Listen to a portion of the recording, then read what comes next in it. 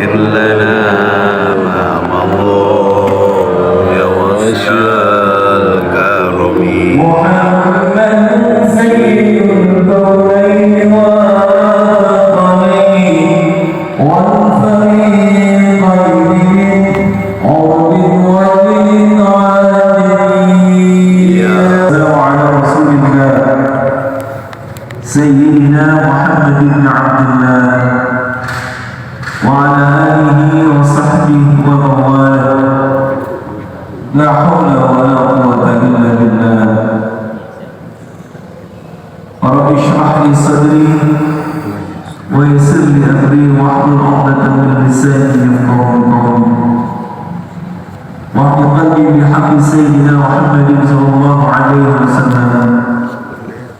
اللهم إنا نسألك الفتوح والبلوغ والرسوح وتوبة النصوح وصلح الجسد والروح. Hadirin hadirat Bapak Ibu yang sangat saya cintai, terutama kepada seluruh pengurus Masjid Jami Al-Mujahidin, Ketua DKM Masjid Jami Al-Mujahidin, Bapak Ustaz Rusdi, para Dewan Pembina, Nasihat Yayasan, Bapak Ustaz Ahmad Ali,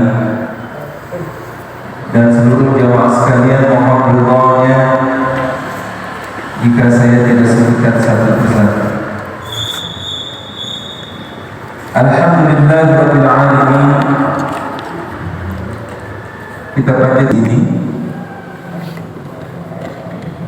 mudah-mudahan Allah senantiasa selalu memberikan keberkahan untuk kita semua. Yang lagi pada sakit biar cepat sembuh. Amin. Dan saudara-saudara kita, jamaah kita yang telah berpulang rahmatullah, juga kita doakan mudah-mudahan diterima segala amal baik buat kita semua. Mudah-mudahan selalu memberikan hati yang istiqamah di dalam menjalankan segala perintah Allah dan meninggalkan larangan.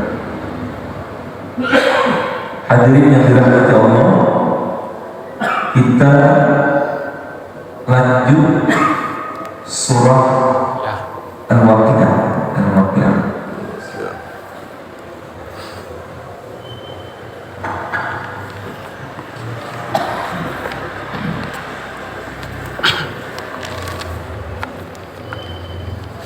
Surah Waqiah ini salah satu surah Makkiyah yang diturunkan sebelum Rasulullah hijrah ke Madinah.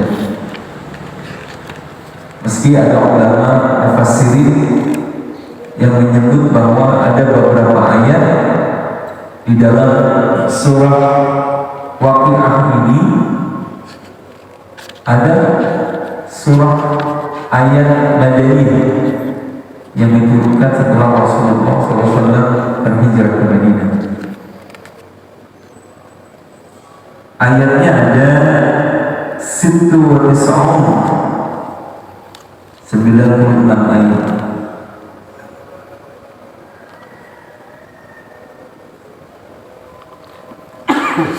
Kita baca dulu barangkali ya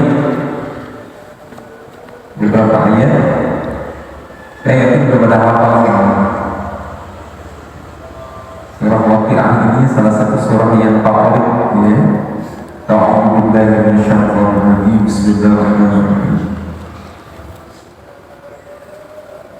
Idza waqa'atil waqi'ah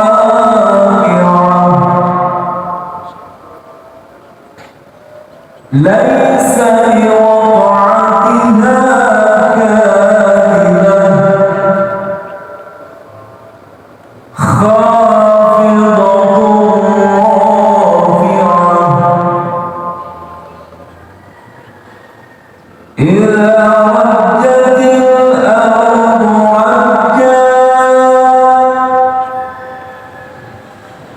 وبست الجبال بسا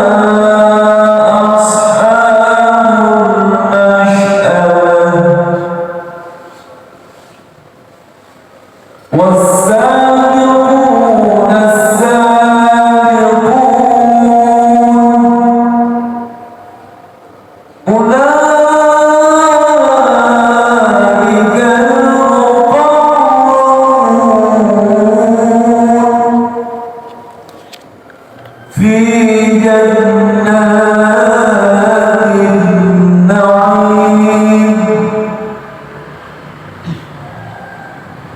ثلة من الأولين وقليل من الآخرين.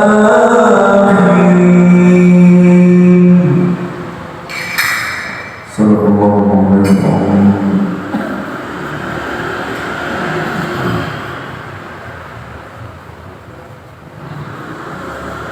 Waqi'ah itu nama lain atau sebutan lain dari hari kiamat. Misalkan seperti al-zalzalah, al-waqi'ah. Jadi sebutan lain dari sebutan hari akhir itu namanya waqi'ah. Sebutan lain dari hari kiamat disebut dengan yaumul waqi'ah. Asal kata dari waqa'a. Waqa'a itu asal artinya kejadian. Kenapa hari kiamat itu, hari akhir itu punya nama lain seperti waqi'ah? Kenapa dinamai waqi'ah? Karena pada hari itu banyak sekali kejadian-kejadian yang sangat dahsyat. Seperti misalkan semua orang dibangkitkan dari kubur, semua orang nanti dikumpulkan pada mahsyar.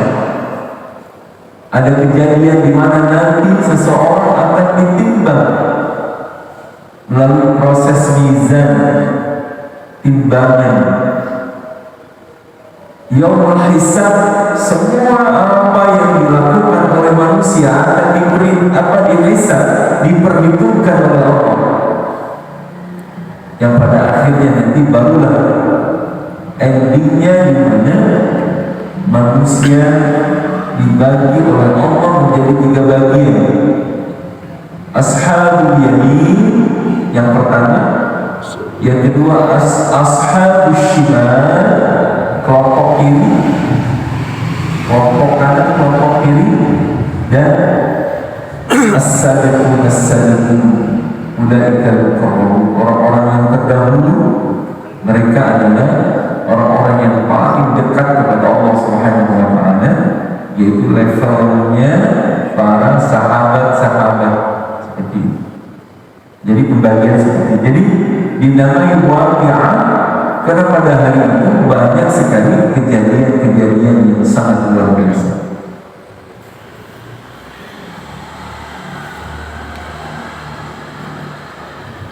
Apa fadilahnya? Keutamaan dari surah Waqi'ah ini apa? Di dalam hadis yang diriwayatkan dari Ibnu Mas'ud radhiyallahu anhu, dari Ibnu Mas'ud semoga Allah meridainya, anna Rasulullah sallallahu alaihi wasallam qala, bahwasanya baginda Rasulullah bersabda, man qara'a surah al-waqi'ah, siapa orang yang membaca surah Waqi'ah, apalagi di pagi dan setiap pagi dan sore hari. Kalau di sini dijelaskan fi kulli lailatin, setiap malam. Jadi setiap malam itu nggak ditinggal, terus dimudawamahkan membaca surah Waqi'ah. Apa fadilahnya? La tusibuhu faqatan abadan, la tusibuhu faqatan abadan, la tusibuhu faqatun abadan. Maka orang itu, kata Rasulullah, tidak akan tertimpa kesulitan selama-lamanya.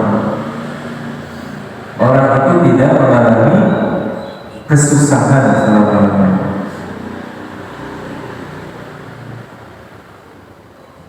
Hadis ini dikeluarkan oleh Al-Hafiz Ibnu Ya'la dan Ibnu Asakir,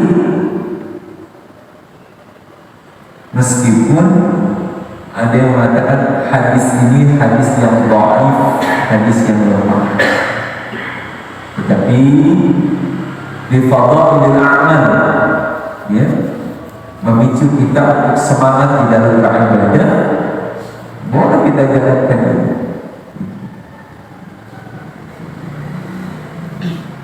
Yang selanjutnya, hadis berikutnya adalah ini yang dikeluarkan tadi oleh Ibnu Asakir dengan sanad dari Abi Uthmaniyah. Qala Abdullah maradahu alladhi tufiya fihi. Jadi sahabat Abdullah dan sedang sakit.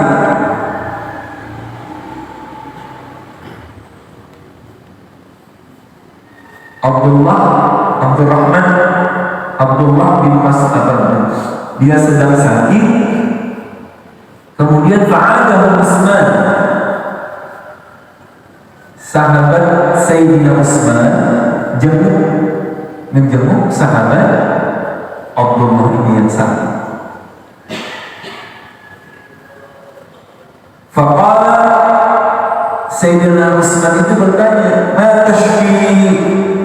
Wahai sahabatku, apa yang dikeluhin? Sakit apa? Gitu. Biasanya kalau orang sakit gitu kan, yang ditanya sakit apa? Nah, sahabat Abdullah jawab, qala qulubi, yang menyebabkan saya sakit banyak dosa.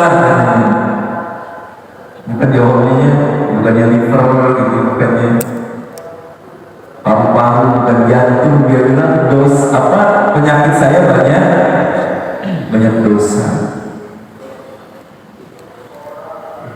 Qala Utsman, Sayyidina Utsman bertanya lagi, "Fama tashtahi?" Kepengen apa? Nanti biar disiapin dan pengen makan apa dah. Jawabnya, qala rahmat rabbi, saya pengen rahmat dari Tuhan. Nggak pengen makan ini, nggak pengen makan itu. Saya sih cuma pengen ini menjalankan akhir hayatnya sahabat Abdullah. Kepengen apa? Ditanya Sayyidina Utsman. Udah nggak pengen apa-apa, cuma saya pengen dapat rahmat dari Tuhan. Qala ada amrun nabi tabib, mau nggak kalau saya panggilin dokter supaya diobatin? Qala tabib amrani, nggak usah, dokter malah bikin saya sakit. Jawabannya nggak usah dipanggilin tabib, nggak usah, bikin saya malah tambah sakit gitu. Udah, saya cuma pengen rahmat dari Tuhan, dari Allah. Qala ana amraka bi apa? Aku pengen diberikan sesuatu. Ya, namanya kalau Sayyidina Utsman itu kan sahabat yang paling kaya. Mau apa? Ditawarin, kepengen apa?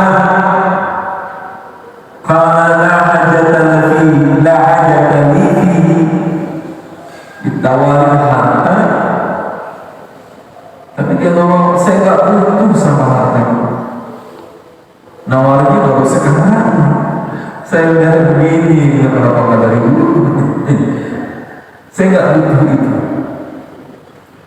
Kalau yang ibadatika memang, ya kalau kamu nanti udah nggak ada, harta itu bisa buat anak. Jangan buat kamu doang, buat anaknya. Qala takhsha ala banati al-faqr. Apakah kamu mengkhawatirkan anakku nanti jadi fakir? Sebab aku enggak ada. Mungkin dulu anaknya masih kecil-kecil gitu.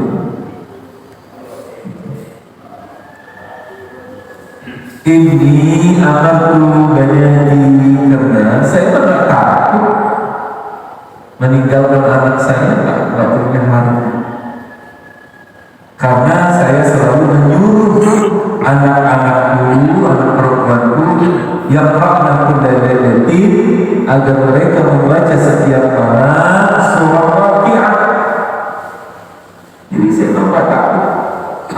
masjid anak-anak saya, karena saya selalu perintahkan mereka untuk membaca surah Waqiah. Wa ini sami'tu, dan saya mendengar Rasulullah SAW bersabda, man qara surah Waqiah, surah Al-Waqiah, siapa orang yang membaca surah Waqiah kulla lailatin, setiap malam, dan lam tusibhu faqatan abadan, dia tidak akan tertimpa kesesakan selama-lamanya.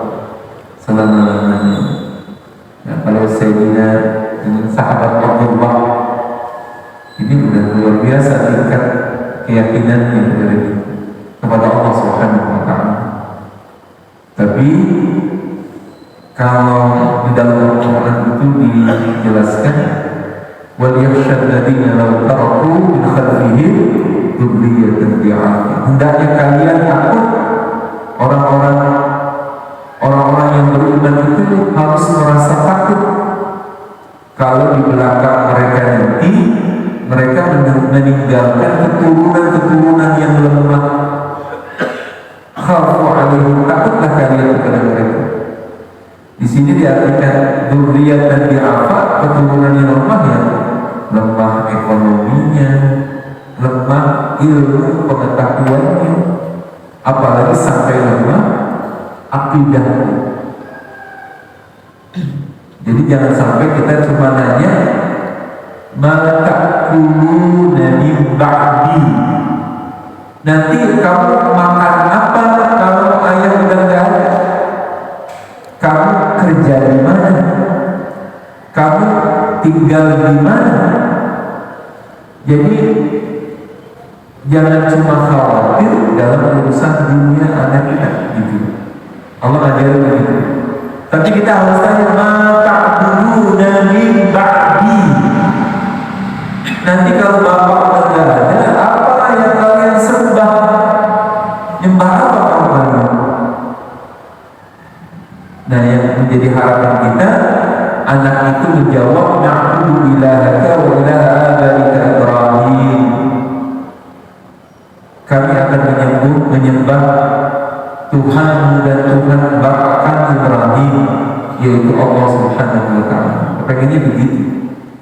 Nah, jadi meskipun hadisnya ini dhaif, ya, tapi di fadhailul a'mal, menyemangatkan kita di dalam beribadah, boleh kita gunakan hadis ini bahwa Rasulullah SAW menyuruh kepada kita untuk membaca surah Waqiah setiap malam. Mudah-mudahan semua kesusahan kita diangkat oleh Allah Subhanahu wa Ta'ala.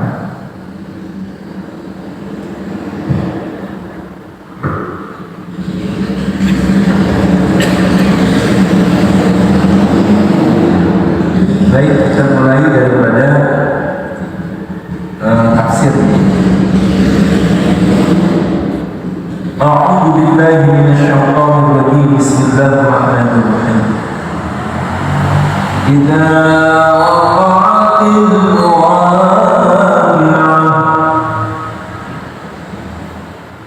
waqa'at ay qamat, apabila terjadi hari kiamat,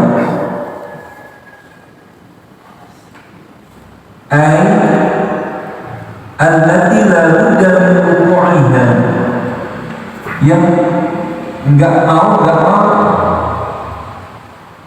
ya memang kiamat itu pasti terjadi.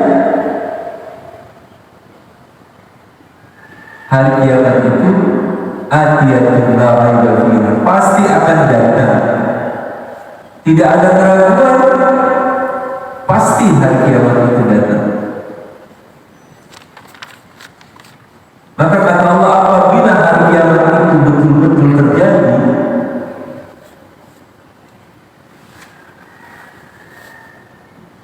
laisa liwaq'atiha kadhib, maka laisa kadhibatun, gitu maksudnya, laisa kadhibatun liwaq'atiha, tak ada satupun yang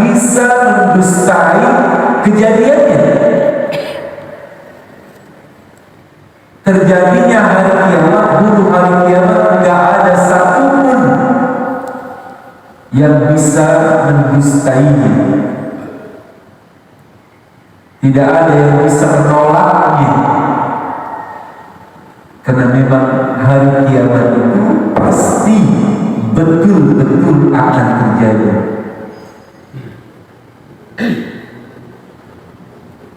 Apa yang terjadi? Minal ahwal ma la yasifuhul khayal, huru-hara yang gak bisa dibayangkan menurut khayalan kita, gak bisa. Seperti kemarin misalnya banjir bandang di Sumatera itu, hanya kecil saja dari ujian Allah itu. Seperti itu dampaknya. Apalagi nanti kalau hari kiamat itu betul-betul terjadi dan kita akan menyaksikan kejadian itu.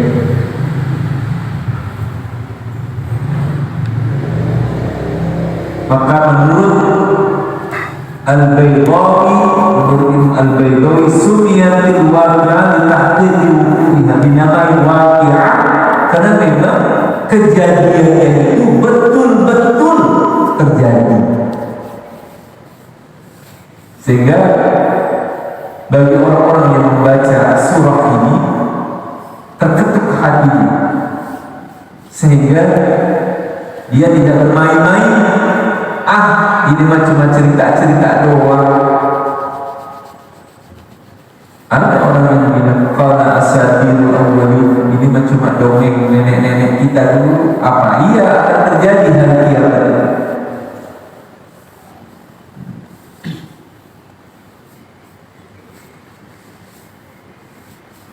Menurut Ibnu Abbas, al-waqi'ah ismun min asma'il qiyamah, salah satu nama dari nama-nama yang ada pada hari kiamat. As-sakhah, seperti sakhah, wal azifah, al-qamah, al-qamatul kubra. Nama-nama dari hari kiamat ada nama qamah, ada namanya azifah, sakhah.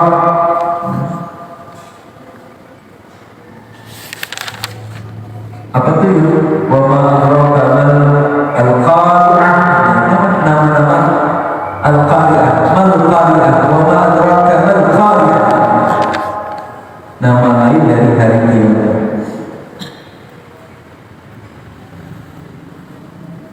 Laisa liwaq'atiha kadhibah, ay la yakunu 'inda wudu'iha nafsun kadhibatun tukadzibu bi wudu'iha كحال المكذبين اليوم لأن كل نفس تؤمن حينئذ لأنها ترى العذاب عينا كقوله تعالى فلما رأوا بأسنا قالوا آمنا بالله وحده. Tidak ada yang bisa mendustai terjadinya hari kiamat. Kenapa begitu? Tidak ada orang yang mendustai. Karena begini, pada hari itu, ketika terjadinya huru-hara kiamat, semua yang dulunya manusia semasa hidupnya tidak mempercayai secara langsung dengan kasat matanya, dengan pandangannya langsung dia melihat kejadian itu dengan mata kepalanya, sehingga tidak ada orang yang mendustai itu karena memang dia langsung melihatnya. Seperti firman Allah, falamma ra'au ba'sana, ketika seseorang melihat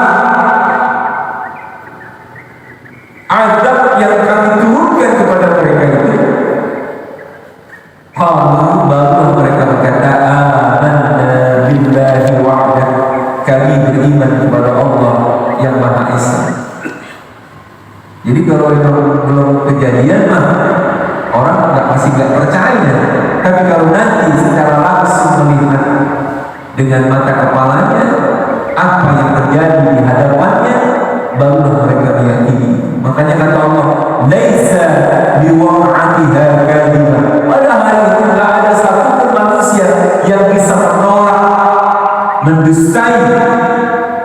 huru hara yang luar biasa yang terjadi pada hari kiamat.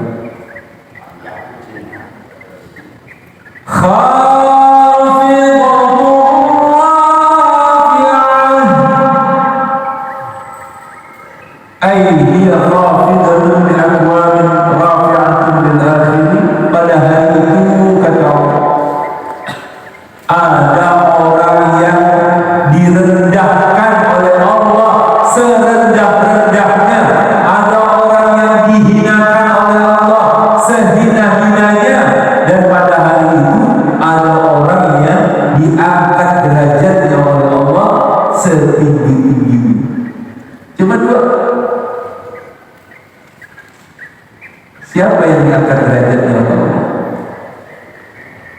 Kira-kira siapa kira-kira? Satu pesan Allah, pesan Allah. Wa minal laili fatahajjad bihi nafilatan lak asa an yab'athaka rabbuka maqaman mahmuda. Dari sebagian malam bangunlah kamu, dirikan sholat tahajud. Tuhanmu pasti akan menempatkan nanti di akhirat, bukan hanya di dunia, di akhirat nanti kalian akan ditempatkan pada tempat yang sangat terpuji, tempat yang sangat mulia. Di mana tempat yang mulia itu? Di dalam surga Allah Subhanahu wa ta'ala. Ada orang yang dihinakan oleh Allah dengan sehina-hinanya. Summa radadnahu asfala safilin, kami kembalikan mereka pada tempat yang paling terhina. Di mana tempat ini? Diterangkan Jahannam. Innaha sa'at mustaqarra wa muqam. Karena neraka Jahannam adalah seburuk-buruk tempat, sehina-hinanya tempat. Jadi ada dua saja nanti. Ada orang yang dimuliakan, ada orang yang dihinakan.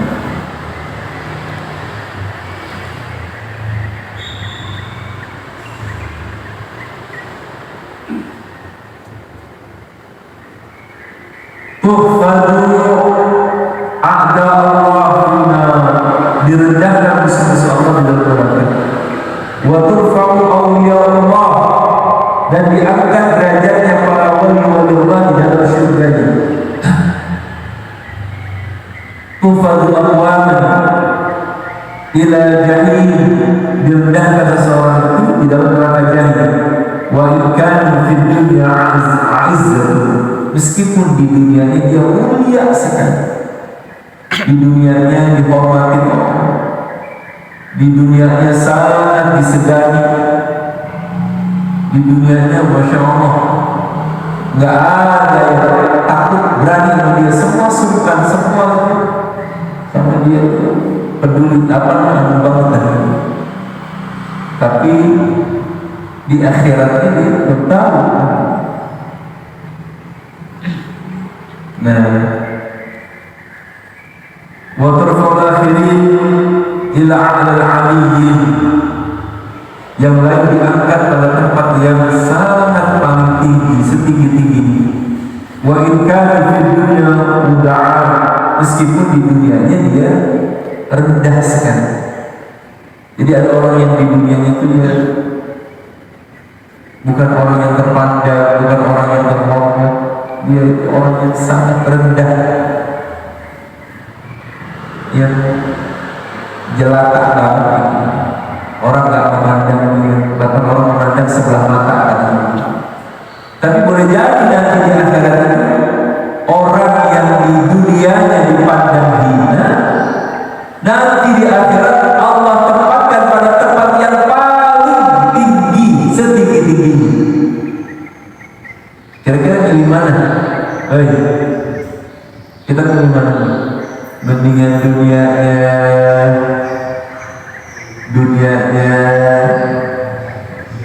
rendah tapi tinggi di akhirat. apa mendingan di dunianya tinggi, rendah di akhirat? Pilih yang mana? Tinggi dunia akhirat. Allah tinggikan derajat kita di dunia dan akhirat. Seperti itu.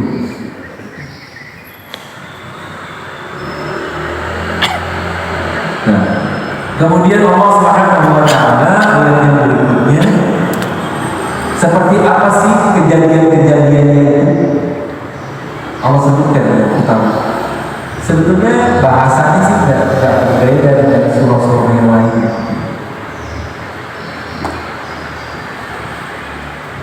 Gambarannya begini. Idza rajjatil ardu rajja,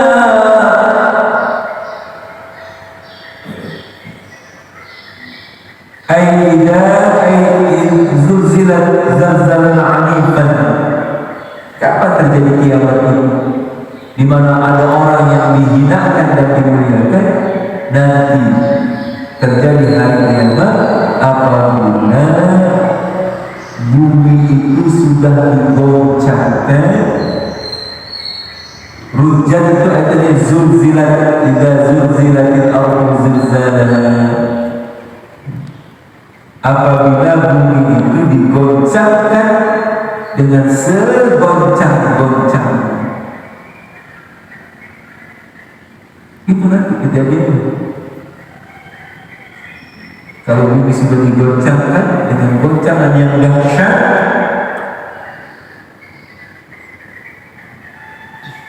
bihaitsu yanhadim kullama qama bina samih, di mana goncangan itu akan meluluh lantakkan semua bangunan-bangunan yang ada di atasnya. Padahal bangunan itu kokohnya luar biasa. Sekokoh apapun dari bangunan itu pasti akan hancur dengan goncangan bumi itu.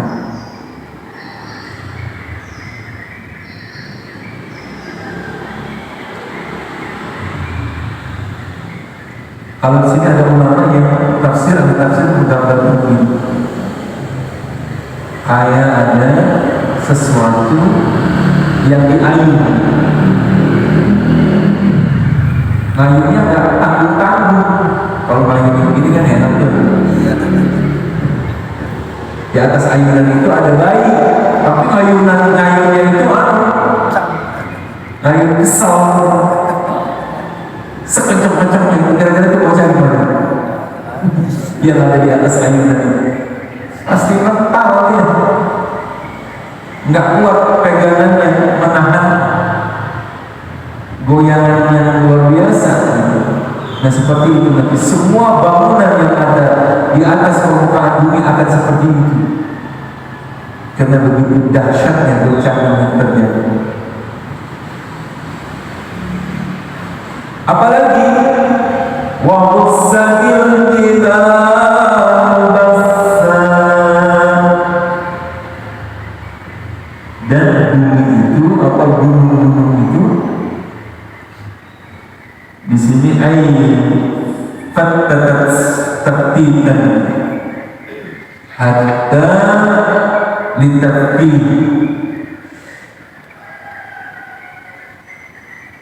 apabila kalau dalam ayat yang lain wa idzal jibalu suyirat,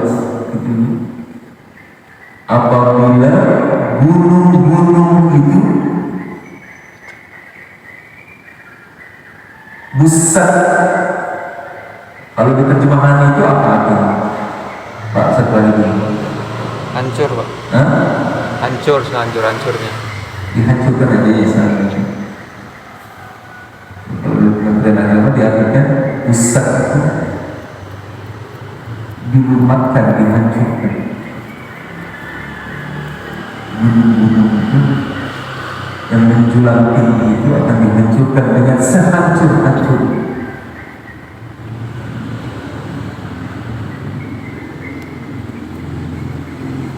Seperti apa? Fakanat haba'an bassa fasarat gunung-gunung itu kan isinya apa Pak? Batu-batu ya, batu-batu besar. Nanti batu-batu yang ada di dalam gunung itu ketika dihancurkan oleh Allah, batu itu seperti debu-debu yang berterbangan. Kalau Bapak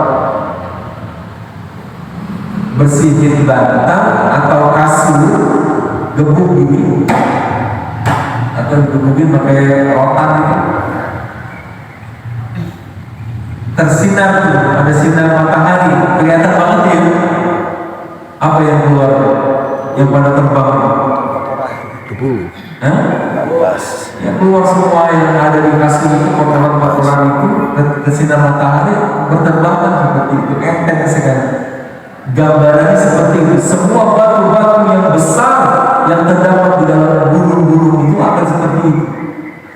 Akan ada besar. Nah baru nanti Allah menjelaskan bahwa untuk azwajan salasa, nanti kalian kata Allah pada hari kiamat itu terbagi menjadi 3 bagian. Ashabul yamin, ashabul shimal, as-sabiqun as-sabiqun. Nanti baru dijelaskan ashabul yamin, apa ashabul yamin, ashabul shimal, apa ashabul shimal, as-sabiqun, siapa mereka? Nanti dijelaskan. Jadi kita buka hari ini surah Waqi'ah. Waqi' artinya kejadian yang pasti, yang tidak bisa diragukan dan tidak bisa dimustahil. Dinamai Waqi'ah karena pada hari kiamat itu banyak sekali kejadian-kejadian yang sangat dahsyat yang kita tidak bisa lari daripada semua kejadian itu. Makanya kemarin dalam surah Al-Rahman yang kita baca, ya ma'syarul jinni wal insi in istata'tum an tanfudhu min aqdari samawati wal ardi fanfudhu. Sebetulnya ayat itu bukan bicara mengenai ayat teknologi, bukan. Jadi begini kata Allah, kalau kalian bisa keluar dari langit dan bumi, penjuru langit dan bumi, untuk kalian sehingga kalian bisa lari dari kejaran azab, fanfudhu, kamu tembus kata Allah. Silakan kalian keluar melalui bumi ini, penjuru bumi, penjuru langit, fanfudhu, sehingga kamu bisa menghindar, kalian bisa lari, mengelak daripada azab. La tanfudhu, kamu tak akan bisa lari.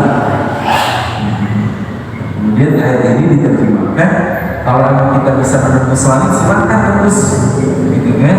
Kalau kita bisa menembus bumi sampai ke dasar yang paling dalam, silakan kata orang itu kan. Ada yang mengartikan seperti itu. Tapi sebetulnya ayat ini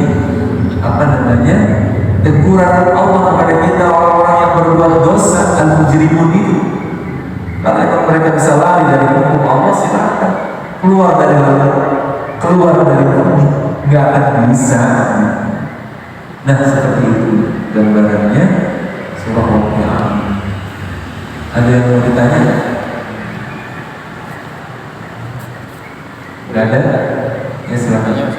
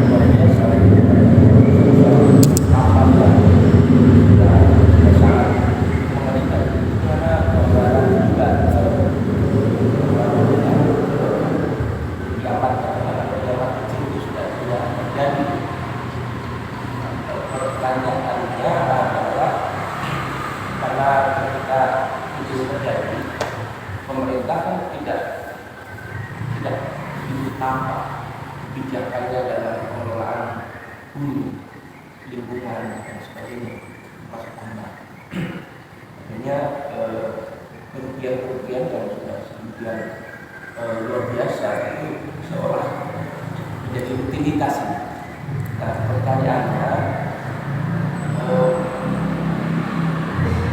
peran ulama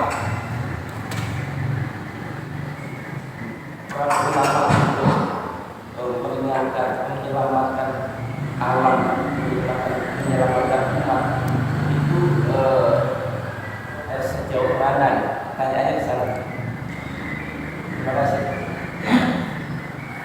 Dulu kata guru saya, kalau ada ibu-ibu mau dandan, lagi dandan tuh pasti dia mau pergi gitu. Dunia ini kan sedang bersolek, dunia ini sedang dandan, pasti akan pergi, mau pergi gitu. Nah, jadi ya secara logika kita yakin dengan seyakin-yakinnya kiamat itu terjadi. Ya seperti tadi eksplorasi alam yang kelewatan. Ya, Percepatan. Mau semua isi bumi dikeruk, dihabiskan sehingga ya akan menjadi kerusakan alam itu. Ya ini akan menyebabkan kerusakan. Cepatannya Allah mengatakan dalam Al-Quran, "Zahara al-fasadu fil barri wal bahri bima kasabat aydin nas." Telah nampak kerusakan, kehancuran di atas muka bumi, baik di daratan maupun di lautan, itu semua sebab ulah tangan manusia. Nanti ujungnya liyudhillahum ba'dal ladzi 'amilu. Nanti mereka akan merasakan dampak dari semua apa yang mereka lakukan itu. Gitu kata Allah. Nah, siapa yang merusak sumber daya alam kita ini, mengeksplorasinya, kelewatan ini? Ya mereka, orang-orang yang serakah. Kita tahulah siapa yang punya semua itu kan. Orang-orang serakah itu siapa gitu ya? Orang-orang yang menguasai kekayaan alam itu buat mereka dan kelompoknya. Kita kan tahu siapa mereka. Yang terkadang mohon maaf, pemerintahnya sendiri bagian dari mereka kan. Nah, ini lalu perang ulama ya banyak sebetulnya. Salah satunya itu kalau setiap acara-acara MTQ gitu. Betul, saya juri sarkil gitu ya. Selalu dikampanyekan tentang tema-tema pemeliharaan alam. Kan dasarnya di Pak Jadi tema-tema ceramahnya itu tentang menjaga keutuhan alam ini, sumber daya alam. Ya mudah-mudahan itu kan tema-tema itu menjadi perhatian buat para pemerintah. Nah, insya Allah ya Pak. Jadi dulu ada nenek-nenek yang menebak kayu, yang punya pemerintah itu mau dihukum tahun berapa tahun penjara nenek-nenek karena kita menebak kayu. Nah, tapi bagaimana dengan mereka yang punya power, punya kekuasaan, habis semua kayu itu dicuri oleh mereka. Ternyata maka ujungnya apa? Yudhillahum ba'dal ladzi 'amilu. Tadi kamu tahu dampaknya, akibatnya seperti apa? Mereka Allah tunjukin, dampaknya ini kayak begini nih.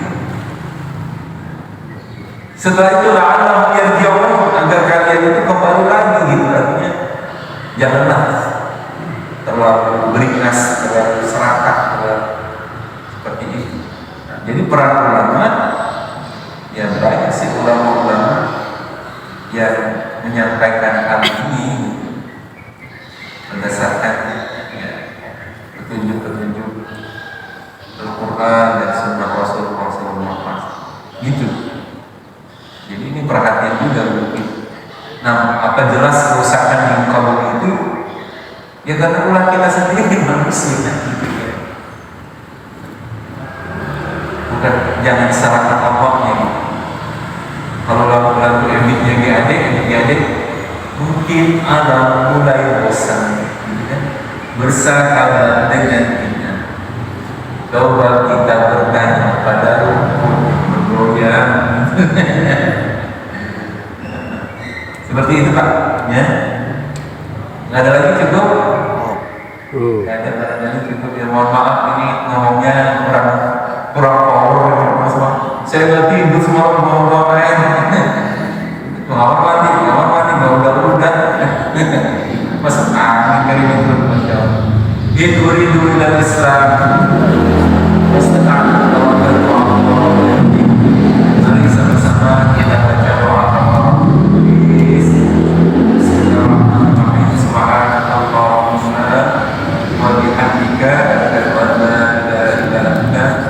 nastaghfiruka wa